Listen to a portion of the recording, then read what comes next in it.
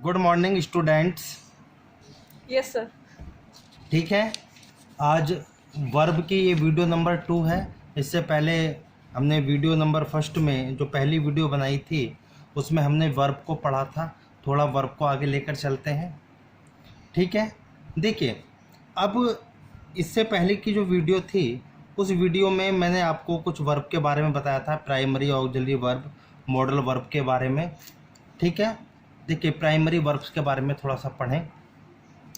सबसे पहले आपको एक बात ध्यान रखनी है कि टू बी, देखिए बी की अपनी फॉर्म होती है अलग अलग, जैसे is, am, are, was, were, being भी होती है, बीन भी होती है, ये सब बी की ही फॉर्म कहलाती है।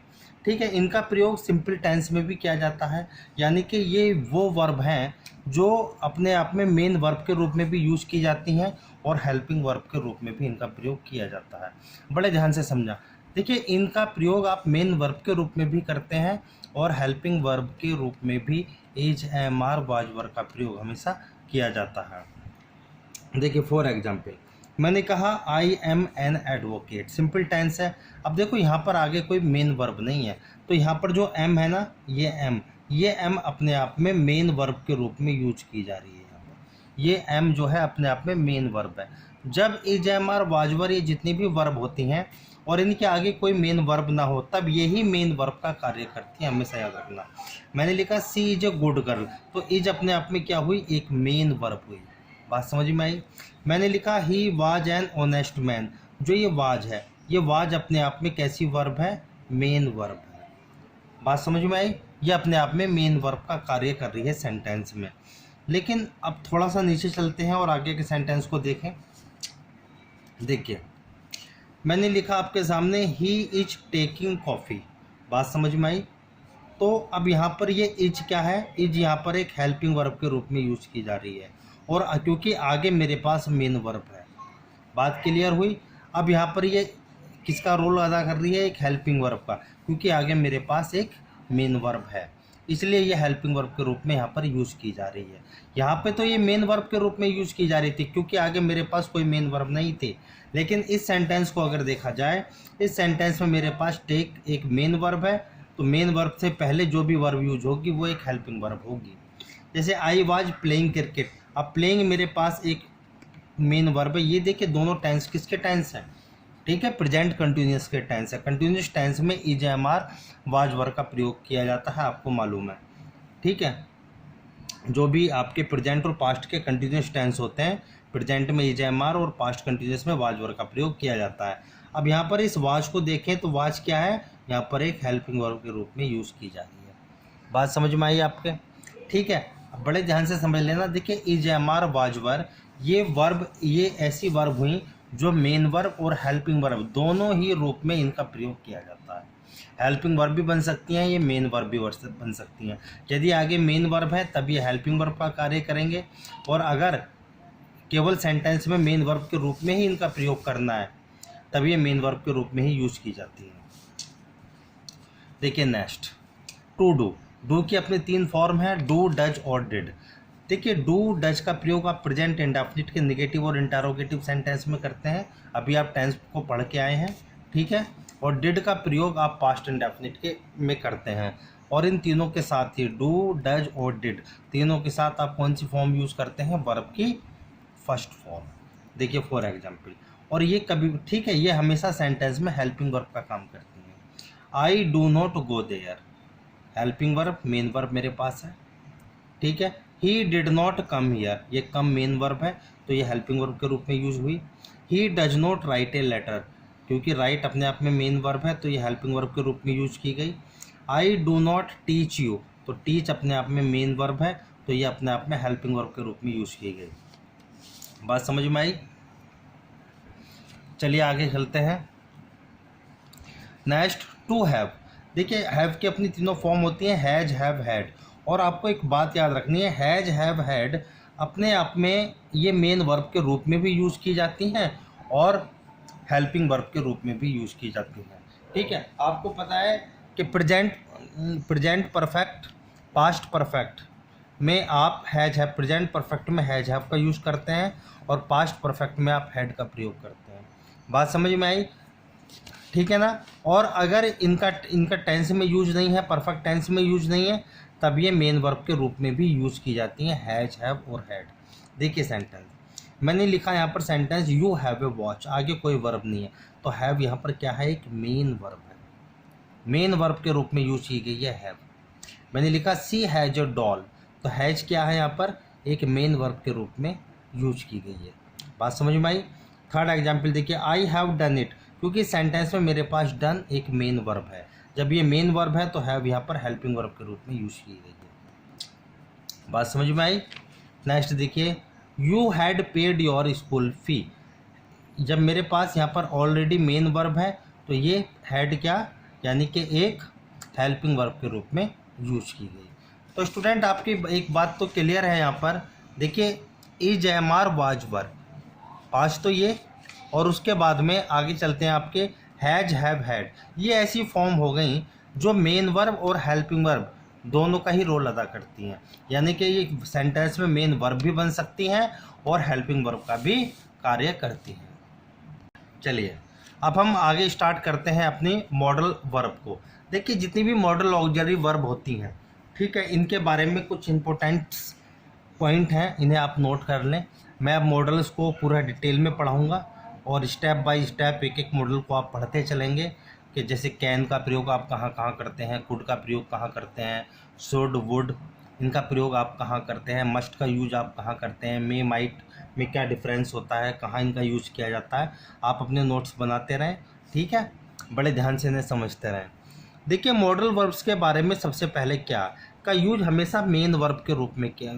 देखो मॉडल वर्ब का यूज मेन वर्ब के रूप में नहीं होता, ये जब भी मॉडल वर्ब होती हैं ये हमेशा हेल्पिंग वर्ब के रूप में यूज़ की जाती हैं, कभी भी ये सेंटेंस में मेन वर्ब नहीं बन सकती। एक तो आपको ये बात याद रखनी है, इसका प्रयोग हमेशा हेल्पिंग वर्ब के रूप में किया जाता है। नंबर 2 देखिए, इसका यूज सभी नंबर्स तथा पर्सन के जितने जो भी सब्जेक्ट हैं के साथ हमेशा एक जैसा होता है, यानी कि अगर कैन का प्रयोग आपको करना है तो चाहे वो आई के साथ भी कैन आप यूज़ करेंगे, वी के साथ भी, ही के साथ भी, सी के साथ भी, इट के साथ भी, सबके साथ आप कैन ही यूज़ करेंगे, ठीक है। अब देखिए नंबर फर्स्ट आपका modal verb use of can. देखिए कैन का यूज आज हम सीखेंगे कि कैन का प्रयोग हम कहाँ करते हैं। देखिए अगर कैन की हम हिंदी में बात करें तो इसका अर्थ होता है सकता है।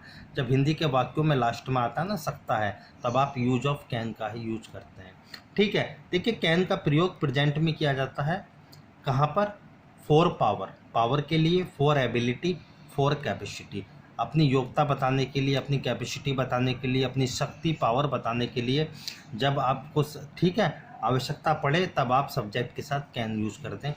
और आपको पता है जितनी भी मॉडल वर्ब होती हैं इनके साथ आप वर्ब की फर्स्ट फॉर्म ही यूज़ करते हैं, लेकिन अगर इनके साथ हैव लग जाए तब आप इसे थर्ड फॉर्म में यूज़ कर सकते हैं।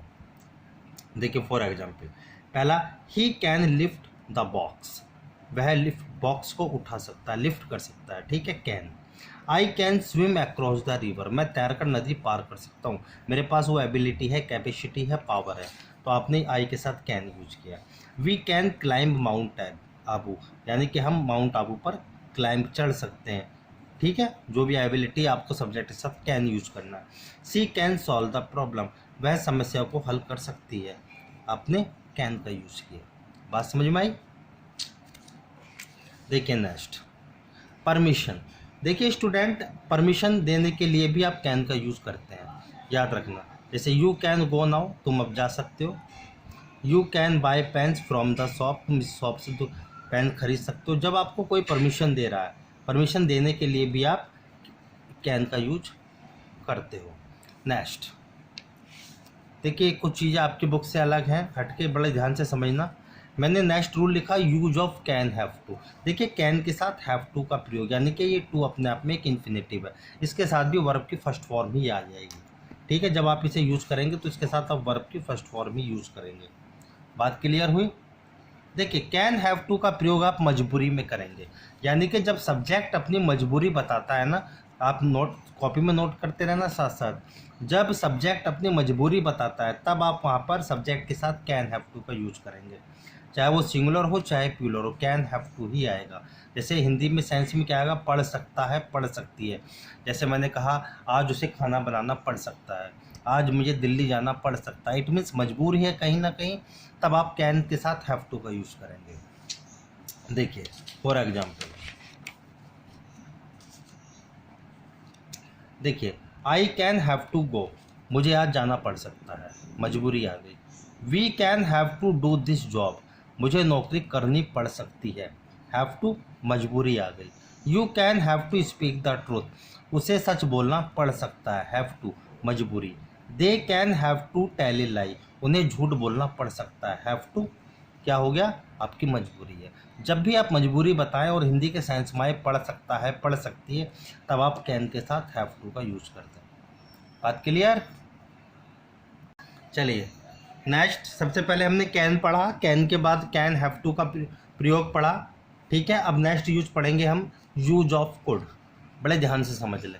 देखिए कुड का प्रयोग किस सेंस में किया जाता है। अगर हिंदी की बात करें, सका, सकता था या पाया, इस सेंस में मैंने पाता या पाया, ठीक है, आप लिख सकते हैं पाया के सेंस में भी आप कुड का प्रयोग करते हैं। बात समझ में आई? Use of could. देखिए could is the past tense of can, जो कुड होता है वो कैन का पास्ट टेंस होता है। यानी कि जब आप प्रेजेंट में एबिलिटी बताते थे, पावर को या कैपेसिटी के बारे में, तब आप कैन का यूज करते थे। यदि ये चीज़ें आपको पास्ट में बतानी पड़े, past ability, past power, past capacity, तब आप कैन के स्थान पर कुड का प्रयोग करेंगे, और कुड के साथ भी आपको वर्ब की फर्स्ट फॉर्म ही लगानी है। जैसे देखिए, he could pass the board examination, वह परीक्षा पास कर पाया या सकता था। बात समझ में आई? या सका। सी कुड राइट ए लेटर, वह एक पत्र लिख पाई या वह एक पत्र लिख सकी। Police could catch the thief, police चोर को पकड़ पाई या पुलिस चोर को पकड़ सकी। बात समझ में आई? I could not take the examination yesterday, बात समझ में आई? I could not take the examination yesterday. तो यहाँ पर कुड के साथ कौन सी फॉर्म यूज किया आपने? वर्ब की फर्स्ट फॉर्म। दूसरी बात, आपको कुड के बारे में एक बात और जाननी है कि कुड का प्रयोग आप पास्ट में एबिलिटी, पावर और कैपेसिटी के लिए तो करते ही हैं, लेकिन कुड का प्रयोग आप पोलाइट रिक्वेस्ट के लिए भी करते हैं। जब आप किसी से रिक्वेस्ट करते हैं ना, तब आप उससे कुड से स्टार्ट कर सकते हैं। जैसे could you please, could you help her, बात समझ में आई? Please, could you help her please, इस सेंस में आप पोलाइट रिक्वेस्ट बताने के लिए कुड का प्रयोग कर सकते हैं। Could you please post this letter, यानी कि जब आप पोलाइट रिक्वेस्ट की बात करते हैं तब भी आप चाहें तो आप कुड का प्रयोग कर सकते हैं बड़े इजीली। जैसे इस स्थान पर वुड का यूज भी किया जा सकता है, ठीक है ना। देखिए नेक्स्ट, कुड का एक प्रयोग और समझेंगे, कुड के साथ हैव, बड़े ध्यान से समझ लें। जब आप कुड के साथ हैव का प्रयोग करते हैं और आगे मेन वर्ब हो, तब आप वीक 3 की यानी कि वर्ब की थर्ड फॉर्म का यूज करते हैं। देखिए हम चाहे तो सकता था के सेंस में खाली कुड से भी बना सकते हैं उस टेंस को, खाली कुड से, और आप चाहें तो उस टेंस को आप कुड हैव से प्लस वर्ब की थर्ड फॉर्म लगाकर भी बनाया जा सकता है। जैसे ही कुड हैव प्लेड, वह खेल सकता था। जब सकता था का सेंस आए हिंदी में, तब आप कुड हैव के साथ वर्ब की थर्ड फॉर्म लगा दें। You could have finished your work, तुम अपना कार्य समाप्त कर सकते थे लेकिन आपने नहीं किया। I could have completed my work, मैं अपना कार्य कंप्लीट कर सकता था। सकता था सेंस में क्या लगाएंगे आप? कुड हैव प्लस वर्ब की third form. They could have come here, बात समझ में आई? वे यहाँ आ सकते थे। ठीक है स्टूडेंट्स, मैं तो आज हमने मॉडल वर्ब को कवर किया, can, can have to, could और कुड हैव प्लस वर्ब की थर्ड फॉर्म को। इससे आगे की नेक्स्ट वीडियो में मॉडल्स को पढ़ेंगे। Thank you.